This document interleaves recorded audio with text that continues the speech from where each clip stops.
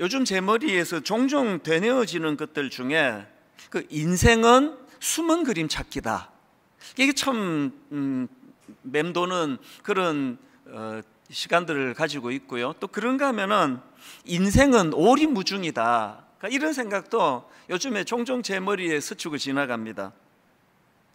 이 오리무중을 한자 사전으로 보니까 이렇게 설명하더라고요.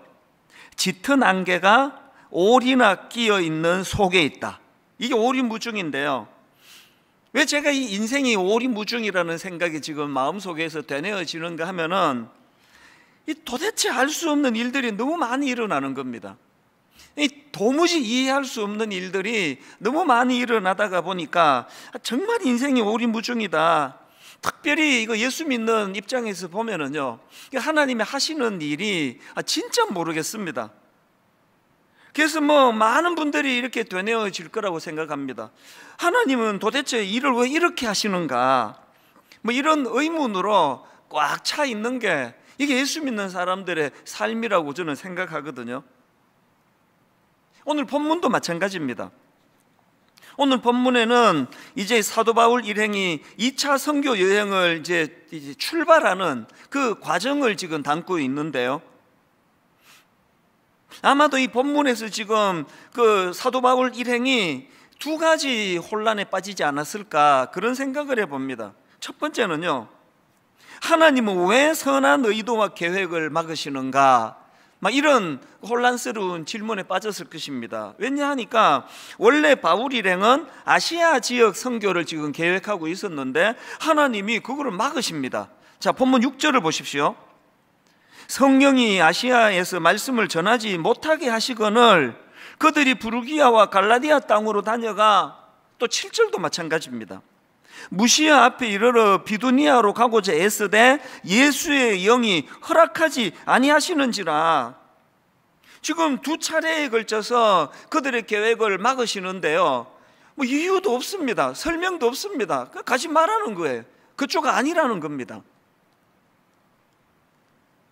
아니, 지금 사도 바울 일행이 아시아로 가서 복음을 전해야 되겠다는 그런 선교 여행 계획을 세우는 과정에서 무슨 어떤 악한 의도가 있거나 잘못된 어떤 그 정욕에 쓰려고 잘못 구한 것 같으면 막으시는 게 이해가 되는데, 정황으로 봤을 때 그런 거 아닙니다.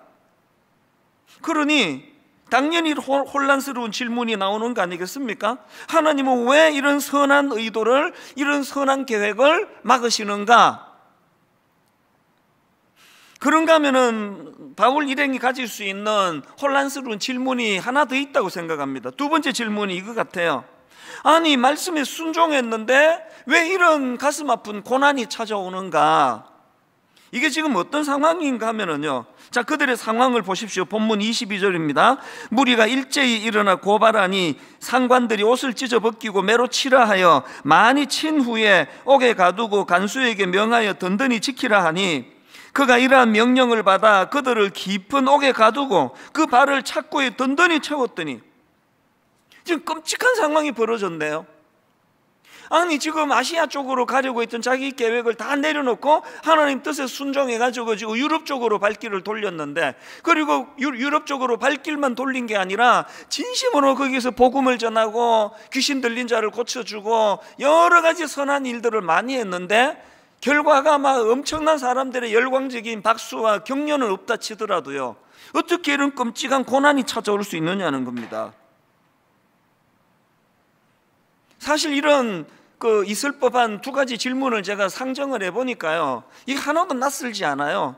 저를 위시해서 대부분의 예수 믿는 분들이 마음속에 가지는 그런 의문스러운 질문들 아니겠습니까?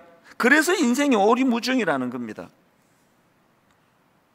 그런데 저는 이 본문 말씀을 묵상하면서 참 오늘 본문에 등장하는 이 바울 일행이 참 귀하다고 생각되는 게 뭐냐 하면은요, 이렇게 이해할 수 없는 일이 일어나가지고 억울하게 감옥에 들어가는 이런 일들이 지금 벌어졌는데도 불구하고 오히려 그것 때문에 좌절하지 않고 절망에 빠지지 않고 그 상황을 잘 헤쳐나가는 모습을 보이고 있더라는 겁니다. 이게 참 지혜로운 거 아닙니까? 기왕에 피할 수 없는 그런 고난인데 거기에 그냥 함몰돼서 분노하고 울분하지 않고 그것을 잘 헤쳐나갈 수 있다. 그래서 저는 이런 사도 바울의 모습과 그 일행들의 모습을 보면서 여기서 우리가 인생의 그 법칙, 이 배워야 할 게 좀 많이 있다, 그런 생각을 제가 하게 된 겁니다. 오늘 본문에서 여러분 우리가 배우고 익혀야 될 몇 가지들이 발견이 되는데요, 이것들을 좀 나누어 보자는 겁니다. 오늘 본문에서는 우리 삶 속에서 배우고 익혀야 될 중요한 것들, 이것들을 몇 가지 발견하는데, 그 중에 첫 번째가 뭐냐? 긍정적인 수용의 태도입니다. 자, 6절을 한번 보십시오. 성령이 아시아에서 말씀을 전하지 못하게 하시거늘 그들이 부르기아와 갈라디아 땅으로 다녀가, 이 지금 굉장히 간단하게 묘사된 거 아닙니까? 이게요, 복잡하게 묘사되자면 한도 끝도 없습니다. 성령이 아시아에서 말씀을 전하지 못하게 하시거늘, 아니 왜 막으시느냐고, 이유를 설명해 보시라고, 이유를 설명하셔야 내가 순종하겠노라고, 이렇게 복잡한 거 하나도 없고요, 그냥 있는 그대로 다 수용하는 거 아닙니까? 그래서 제가 긍정적인 수용 이렇게 잡은 겁니다. 아무 토를 달지 않습니다. 그냥 수용하는 거예요. 제가 이런 바울 일행의 모습을 보면서 그 예전에 읽었던 데이비드 깁슨이 쓴 인생 전도서를 읽다, 거기에 나오는 한 대목이 불쑥 떠올랐습니다. 어떤 대목인지 한번 들어보십시오. 우리 집 아이들의 불만은 내 아내와 내가 아이들보다 더 큰 그림을 볼 수 있고, 종종 아이들이 정말 이해하지 못하는 목표를 위해 일하는 데서 대부분 기인한다. 무슨 뜻인지 아시겠죠? 여러분, 우리 집도 그렇고 대부분의 자녀에게 이르는지, 특히 사춘기 아이들은 부모 말씀에 순종을 안 해요. 그리고 아무리 설명해줘도 이해를 못합니다. 그들이 가진 불만의 근본적인 문제는 부모님이 자기들이 그리지 못하는 큰 그림을 그리면서 설명하기 때문이에요. 그러니까 아무리 설명해도 자기는 겪은 적이 없거든요. 오늘 본문에 그 바울 일행이 아시아로 가기를 원하는데 유럽으로 가라 하시는 말씀 앞에 아무 토를 달지 않는 건, 그걸 또 제가 귀하다 생각하는 건, 바로 여러분, 우리 인간은요 오리무중 맞습니다. 왜 오리무중입니까? 영혼과 영혼을 이어 연결하시는 그 하나님의 일하심을 이런 단편적인 삶밖에 살 수 없는 우리가 어떻게 다 알겠냐고요. 그 제일 미련한 게 그 사춘기 아이 같은 사람들입니다. 하나님 다 설명해 주세요. 하나님 다 이해하면, 내가 다 이해가 되면 그럼 내가 순종하겠습니다. 그거 아니에요. 그냥 순종하는 거예요. 제가 이 대목을 예전에 그 책을 읽다가 이렇게 그 페이지를 접어놓고 밑줄도 꺼놨기 때문에요, 이번에 이거 찾는데 금방 찾았습니다. 제가 왜 이렇게 밑줄 꺼놓게 했는지 아십니까? 언젠가 우리 집 애들한테 이것 좀 읽어주려고. 너희들이 다 이해할 수 없어도 아빠는 수많은 사람을 상대하는 사람 아니니, 그래서 그냥 이해하려고 하지 말고 있는 대로 순종하면은 이게 너희들에게 참 유익하다. 제가 이 이야기를 꼭 해주고 싶었거든요. 하나님 앞에서 우리도 그렇습니다. 지혜로운 사람은요, 영원하신 하나님의 계획 앞에 그냥 순종하는 겁니다. 제가 이 훈련해야 되겠다 생각했던 게 한 40대 후반, 50대 초반 정도로 기억이 되는데요, 그래서 토달지 않고 일어나는 모든 일들에 대해서 무조건 순종해보자, 순종하며 제가 이거를 수용해보자, 제 인생이 본격적으로 편해진 게 그때부터입니다. 한번 해보세요.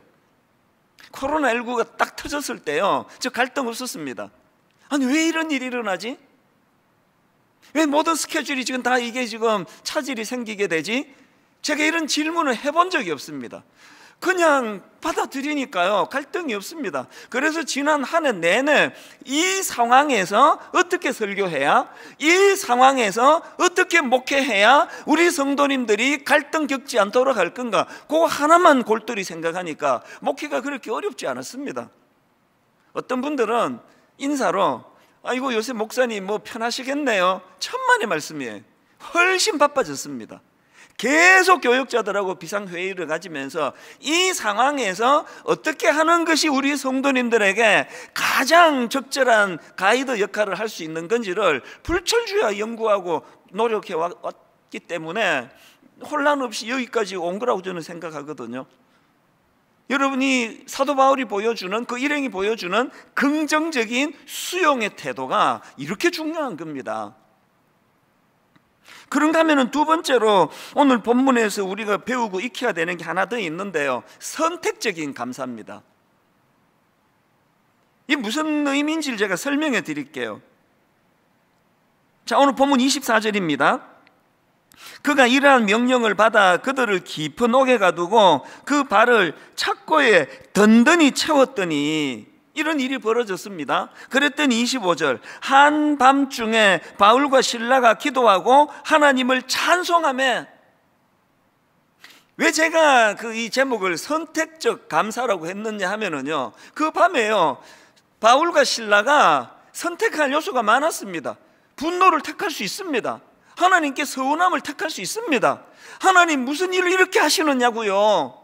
아니 내가 뭘 순종 안 했습니까? 아니 내가 뭘 잘못했습니까?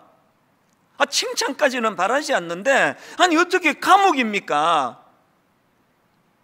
얼마든지 그렇게 할 수 있는 상황이에요. 그런데 제가 왜 선택적 감사를 했느냐, 사도 바울, 바울과 실라는요, 한밤중에 하나님을 원망하고 분노해서 분노로 잠을 이루는 그 길을 택하지 아니하고 찬양을 택한 거예요. 감사를 택한 겁니다. 그래서 선택적 감사라는 겁니다. 본능에서 일어나는 감사는 그건 나중에 결과물이고요, 우리는 이 감사라는 건 내가 택할 수 있는 사안이라는 걸 아셔야 된다는 겁니다. 제가 이런 내용을 가지고 묵상하고 있는데 그저께 우연히 그 기사를 보니까요, 여러분 그 방송인 김송 씨라고 아시죠? 남편이 가수 강원래 씨인데요, 그 강원래 씨가 오토바이 사고로 하반신 마비 판정을 받았는데 그때는 결혼하기 이전입니다. 그런데 남자친구가 하반신 마비 상태임에도 불구하고 지극정성으로 간호하더니, 그리고는 그 하반신 마비가 된 그 남자친구랑 결혼을 해서 가정을 이루는 겁니다. 그래서 제가 기억이 나요. 와, 이분 대단하다.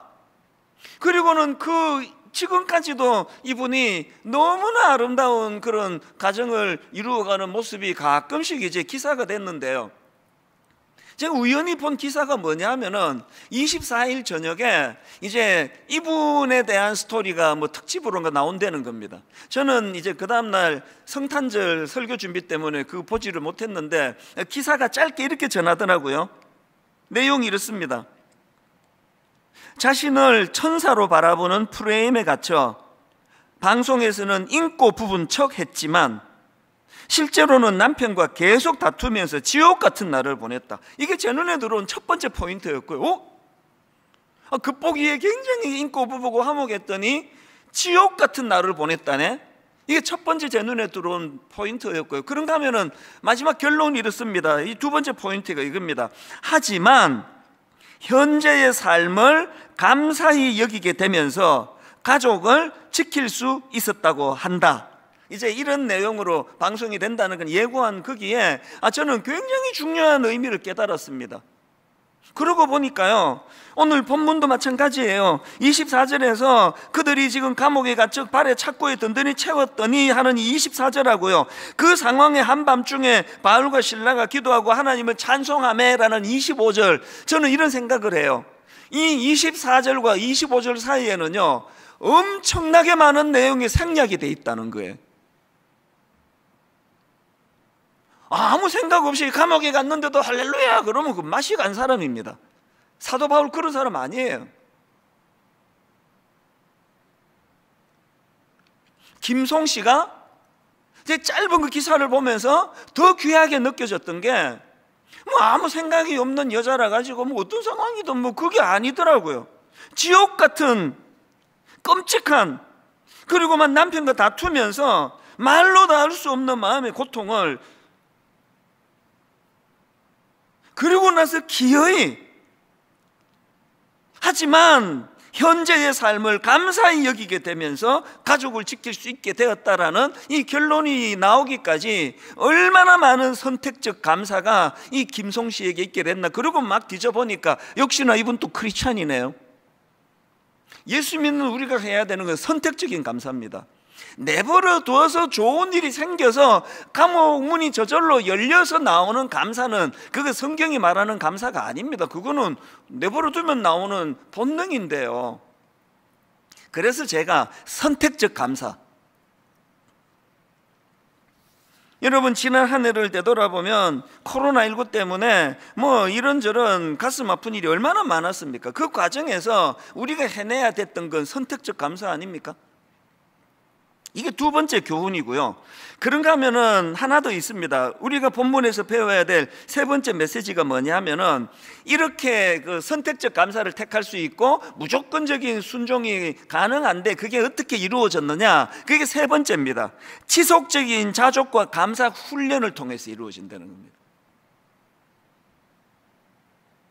빌립보 4장 11절 12절입니다. 여러분 잘 아는 말씀이에요. 내가 궁핍함으로 말하는 것이 아니니라 어떠한 형편에든지 나는 자족하기를 어땠다고요? 배웠노니. 배웠대요.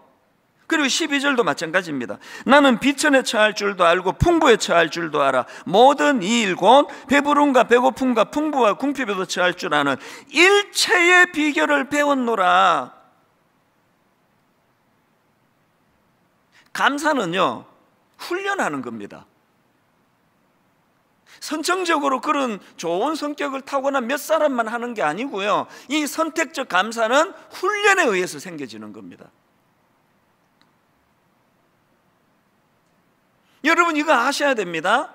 이렇게 사도 바울처럼 끊임없는 감사 훈련을 위하여, 끊임없는 자족을 배우기 위하여 일체의 비결을 감사로 자족으로 채우기 위하여 훈련하고 몸부림치면 바로 그 애씀에 하나님이 개입해 주신다는 겁니다.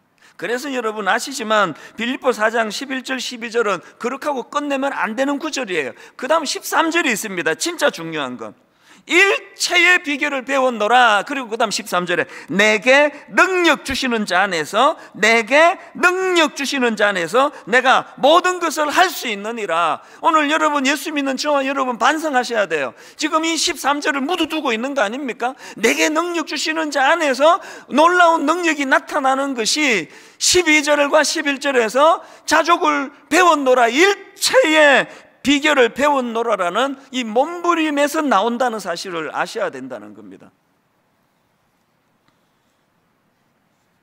다시 말씀드립니다. 감사는 훈련이에요. 그리고 우리가 그 감사를 훈련할 때 하나님이 도우세요.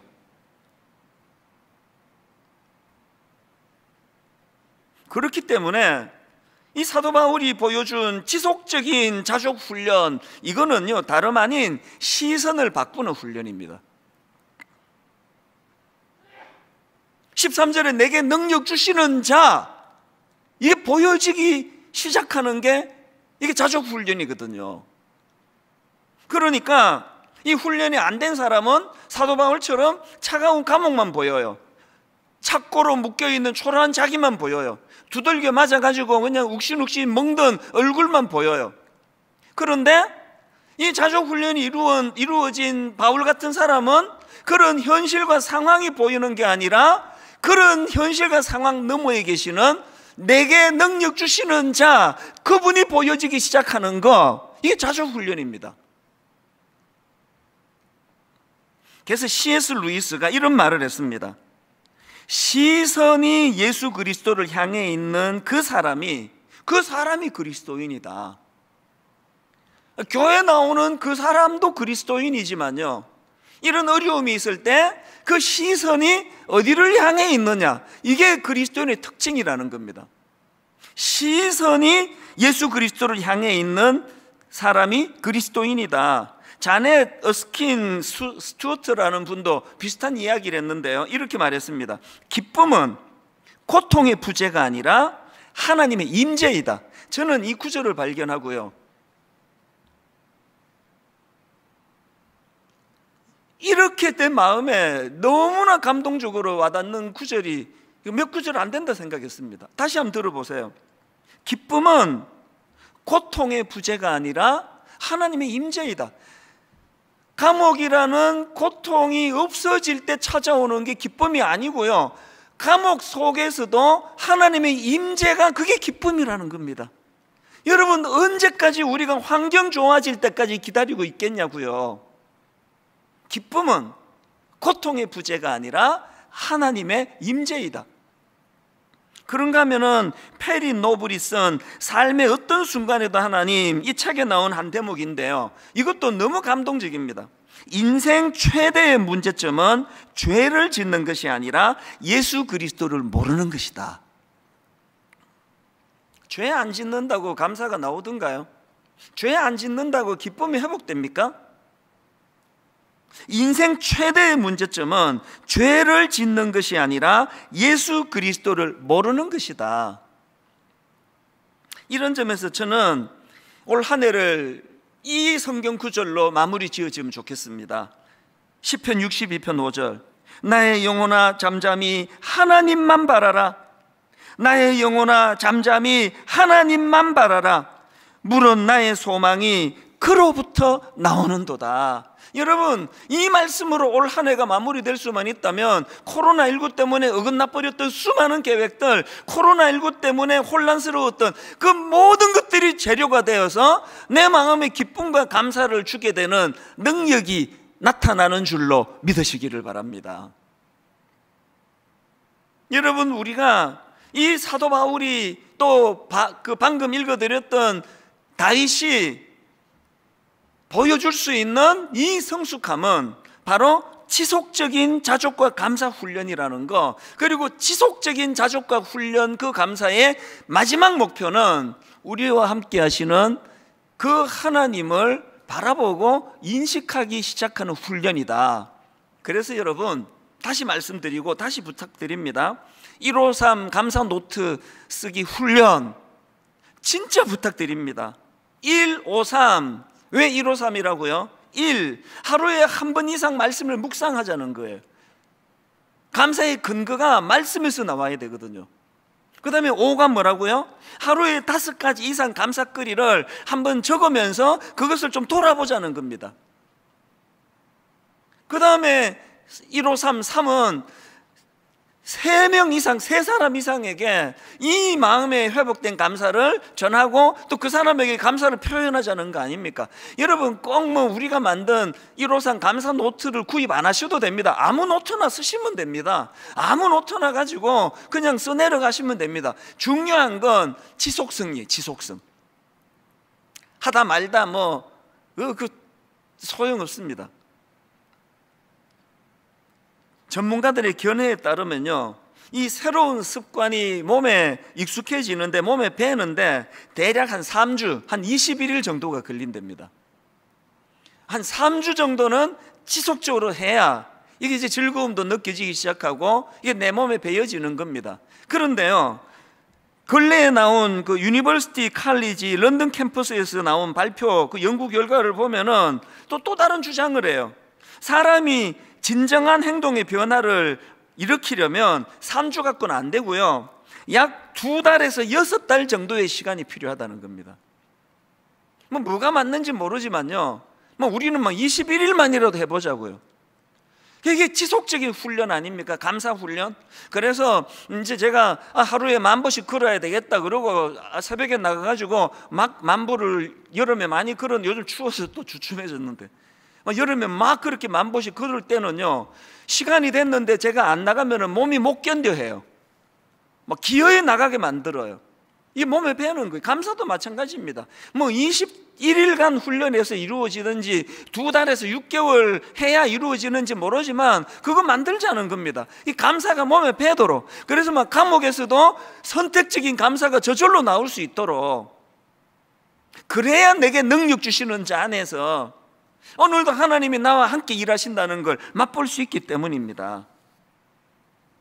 여러분, 오늘 이 한 해를 마무리하는 맨 마지막 주일인데요, 내년을 우리가 꿈꾼다면 이 3가지를 꿈꾸면 좋겠습니다. 이 긍정적인 이 수용이 필요합니다. 자꾸 내 인생에 일어나는 것에 대해서 토달고 자꾸 그걸 가지고 이해를 못하겠다고 원망하고, 그래서 아무것도 달라지는 거 없습니다. 수용하는 거예요. 복잡하게 생각할 거 없습니다. 그냥 수용하는 거예요. 그런가 하면은 선택적인 감사를 택하는 겁니다. 이 상황에서 뭐 원망하고 분노한다 해도 이건 뭐 당연한 거다, 이런 상황이 있을 때 나는 그럼에도 불구하고 감사를 택하겠다.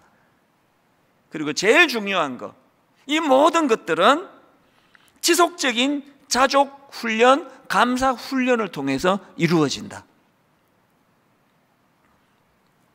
여기다 이제 한 가지를 더 다루고 싶은데요. 제가 앞에서 아니 하나님은 왜 아시아로 가려는 바울 일행을 유럽 쪽으로 방향을 바꾸게 하셨나? 뭐 여기에는 깊으신 하나님의 뜻이 뭐 수십 가지, 수백 가지가 있을 겁니다, 아마. 우리 머리로 하나도 모르는데요. 제가 오늘 본문을 묵상하다가 하나님의 그 뜻을 하나 발견했습니다. 그게 뭐냐 하니까요, 오늘 본문에서 이제 유럽 쪽으로 방향을 틀은 바울 일행이 복음을 전하다 감옥에 이제 잡혀 들어갔다고 들어가지 않았습니까? 그리고 그 과정에서 감사를 선택해서 참 하나님께 찬양과 감사를 올려드리는데, 그 과정에서 옥문이 열리는 기적이 일어나고 자다가 깬 간수가 이 죄수들이 도망한 줄 알고 크게 낙심하는 그 과정에서 사도 바울이 복음을 전합니다. 그 내용이 30절부터 34절까지 나오는데요, 간수가 이렇게 질문합니다. 30절, 그들을 데리고 나가 이르되 선생들이여 내가 어떻게 하여야 구원을 받으리까 하거늘 이르되 주 예수를 믿어라, 그리하면 너와 내 집이 구원을 받으리라 하고 주의 말씀을 그 사람과 그 집에 있는 모든 사람에게 전하더라. 그 밤 그 시각에 간수가 그들을 데려다가 그 맞은 자리를 씻어주고 자기와 그 온 가족이 다 세례를 받은 후, 그 다음 34절입니다. 그들을 데리고 자기 집에 올라가서 음식을 차려주고 그 다음에 그와 온 집안이 하나님을 믿음으로 크게 기뻐하니라. 사도 바울이 억울하게 감옥에서 어려움을 당하니까 이 간수가 기뻐하네요. 제가 이 말씀을 묵상하면서 목회자가 성도들을 잘 섬기는 과정에서 피곤에 빠지고 어려움이 찾아오고 고난이 찾아오면 그게 성도들이 기뻐하는 재료가 되네. 그리고 제가 이 본문을 쭉 묵상하고 있는데요, 머릿속으로 요한복음 4장에 나오는 예수님이 떠오르는 겁니다. 다 아시죠? 수가성 여인. 여러분, 지금 예수님은요 그 초라한 우물가 여인 한 사람을 만나 주시려고 그 뜨거운 한낮의 중동 사막을 땀을 뻘뻘 흘리면서 걷고 계시는 그 주님이 떠오르시는 거예요. 그래서 제가 답을 찾은 겁니다. 왜 하나님은 아시아로 가려는 바울 일행을 방향을 바꾸어서 유럽 쪽으로 돌리셨나? 수많은 이유 중에 하나를 제가 발견한 겁니다. 왜 사도 바울이 감옥에 갇혀야 하느냐고요? 간수가 예수님을 영접하고 온 가족이 구원받는 그 일이 필요했기 때문입니다. 제 마음에 감동이 밀려온 대목이 이겁니다. 한 사람의 생명을 살리시는 일에 온 마음을 담고 계시는 하나님. 그런가 하면 사도 바울 일행의 선택적인 감사가 생명을 살려내는 열매를 가져왔다는 것. 여러분, 한 영혼에 대한 관심 모르긴 해도요, 그 놀라운 예수 그리스도를 영접하고 온 가족이 기쁨으로 그렇게 감격하는 그 모습을 보면서 바울과 실라의 모든 수고의 피곤이 다 풀렸을 거라 생각해요. 모든 의문이 다 풀렸을 거라 생각해요. 저 확신합니다. 이 일 때문에 우리를 이리로 인도하셨구나. 한 영혼에 대한 관심. 제가 이런 말씀을 지난주 중에 묵상을 하고 있는데 우리 찬양 인도하는 목사님한테 메일이 온 겁니다.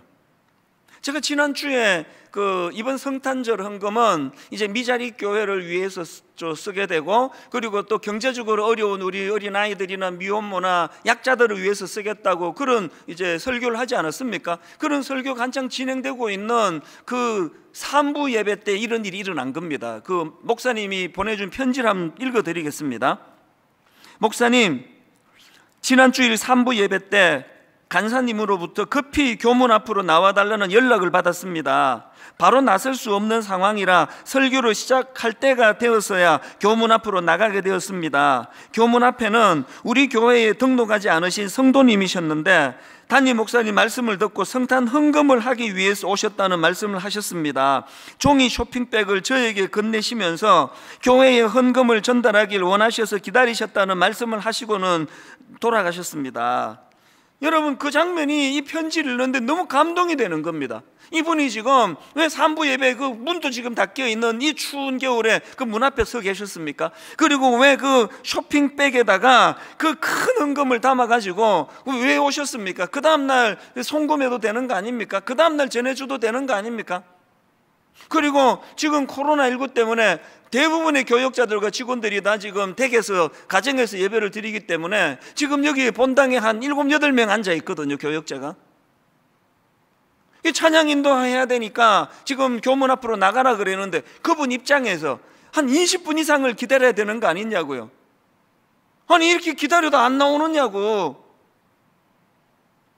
그 추위에 떨면서 이분이 전해주고자 하셨던 그 종이 쇼핑백 안에 들어있던 그 큰 헌금을 왜 1부 예배나 2부 예배 때 그 설교를 들으셨다면 바로 달려나와 이것을 전해주지 않으면 안 됐나? 그게 바로 이분이 가진 그 한 사람에 대한, 약자 한 사람에 대한 사랑의 표현이었다고 저는 생각하거든요.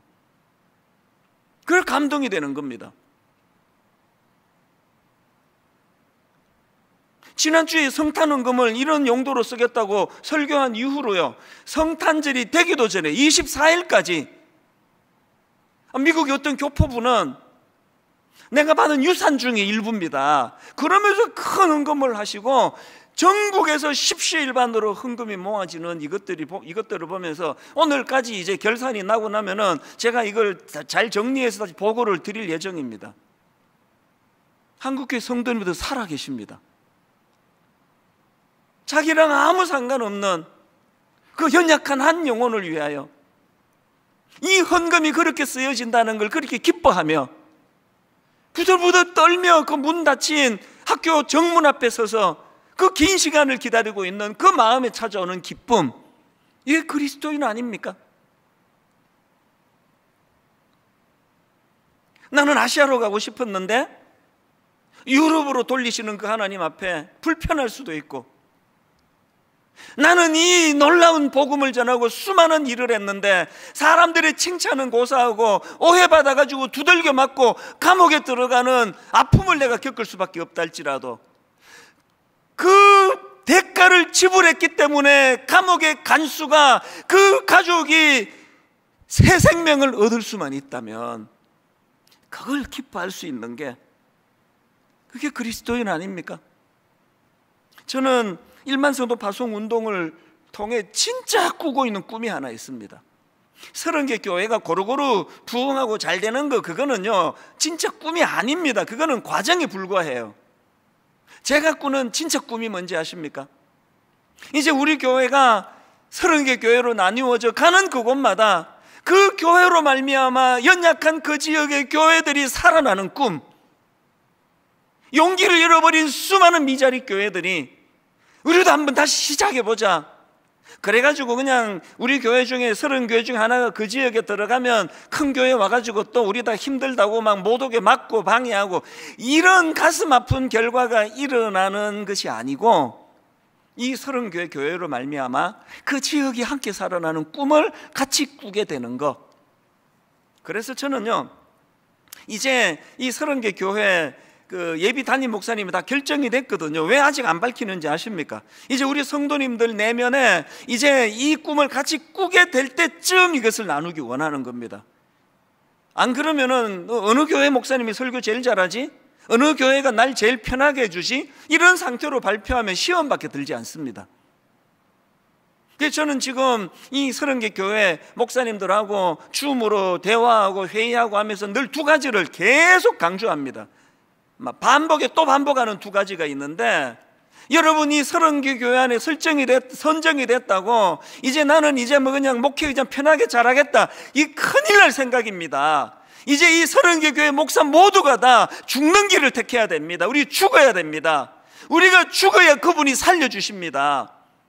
우리가 죽어 썩어지는 미랄이 될 때 거기에 새로운 열매가 나타납니다. 우리 죽어야 됩니다. 우리가요, 총노는 도사들인데, 전문가들인데 강론이 약해요. 맨날 죽어야 된다, 십자가 앞에 못 박혀야 된다, 아멘 아멘 하는데 한 번도 죽어본 적이 없습니다. 강론이 너무 약해요. 한번 진짜 죽어보자는 겁니다. 진짜 희생당해보자는 겁니다. 진짜 한번 하나님 앞에 썩어지는 미랄이 돼보자는 겁니다. 이게 제가 첫 번째 강조하는 거고, 두 번째 강조하는 게 꿈을 꾸자는 겁니다. 이제 이 30개 교회가 60개 교회, 90개 교회, 120개 교회, 이제 주변의 모든 조금 이제 자립이 되는 교회들이라면 약한 교회들을 향하여 같이 나누고 같이 꿈을 꾸고, 이런 무브먼트가, 운동이 일어나게 되기를 저는 바랍니다. 결론을 이렇게 맺기 원합니다. 저는 올 한 해의 마지막 예배를 여러분들과 함께 하게 돼서 얼마나 감사한지 모릅니다. 그런 여러분 이런 생각을 제가 해봤습니다. 사실 오늘 마지막 예배인데요, 지금 여기 우리 교역자 한 7, 8명 앉아 있습니다. 제가 지금 이것 때문에 낙심이 돼가지고요, 아니 이렇게 그냥 초라한 예배를 내가 어떻게 마지막 예배로 드리냐, 그러면 저 바보 아닙니까? 여러분이 눈으로 보여지는 우리 목회자들은 7, 8명밖에 안 되지만 저는 알고 있습니다. 이 시간에 원근각처에서 수많은 믿음의 동력자들이 함께 예배하며 함께 꿈을 꾸며 함께 기도하는 어마어마한 놀라운 일들이 지금 이 시간 일어나고 있다고 저는 믿거든요. 그래서 낙심이 없습니다. 여러분, 지금 제가 7명 앉혀놓고 설교하는 같이 힘이 쭉 빠진 설교를 합니까? 임마누엘 주님이 계세요. 그리고 저는 오늘 본문에서요, 바울과 실라가 감옥에서 같이 찬양하는 그 모습이 너무 아름다운 겁니다. 함께 꿈을 꾸는 겁니다. 무엇보다도 지금 눈으로 이 예배를 드리는 수많은 분들이 보이지 않지만 그들이 실체로 예배 드리는 것처럼 임마누엘 되시는 그 주님, 우리와 함께 하시는 그 주님, 이거를 볼 수 있는 눈이 필요하다는 거죠. 제가 그 본문 25절에 한밤중에 바울과 실라가 기도하고 이렇게 두 사람이 동역자가 같이 기도하고 찬양하는 모습을 묵상하다가 불쑥 옛날에 나왔던 그 노래 하나가 떠올랐는데요, 그대 내게 행복을 주는 사람. 이걸 지금도 제가 이렇게 하면은 막 울컥울컥해요. 그 새벽에 저에게 주신 감동이 뭐냐, 가사가 이렇습니다. 내가 가는 길이 험하고 멀지라도, 내가 가는 길이 험하고 멀지라도 그대 함께 간다면 좋겠네. 우리 가는 길에 아침 햇살 비추면 행복하다고 말해주겠네. 이리저리 둘러봐도 제일 좋은 건 그대와 함께 있는 것. 저는 이 가사가요, 그 새벽에 이리저리 둘러봐도 제일 좋은 건 그대와 함께 있는 것. 예수 믿는 묘미가 이거 아닙니까? 임마누엘 되시는 주님이 나의 그대예요. 나의 그대. 이리저리 둘러봐도 제일 좋은 건 그대와 함께 있는 것. 그런가 하면은 그 주님이 허락해 주신 너무나 고마운 믿음의 동력자들. 그 다음 가사가 이렇습니다. 내가 가는 길이 험하고 멀지라도 그대 내게 행복을 주는 사람. 내가 가는 길이 험하고 멀지라도 그대 내게 행복을 주는 사람. 때론 지루하고 외로운 길이라도 그대 함께 간다면 좋겠네. 결론을 헬렌 켈러 한마디로 마무리하기 원합니다. 시력을 잃어버린 헬렌 켈러가 이런 말을 했습니다. 어둠 속을 친구와 걷는 게 빛 속을 혼자 걷는 것보다 낫다. 코로나19로 뒤죽박죽이 돼버린 내 스케줄과 내 생활과 내 상황이었지만 어둠 속을 친구와 함께 걷는 게 빛 속을 혼자 걷는 것보다 낫다. 올 한 해에 모든 축약된 마무리의 말씀이 이 말씀이 되기를 바랍니다.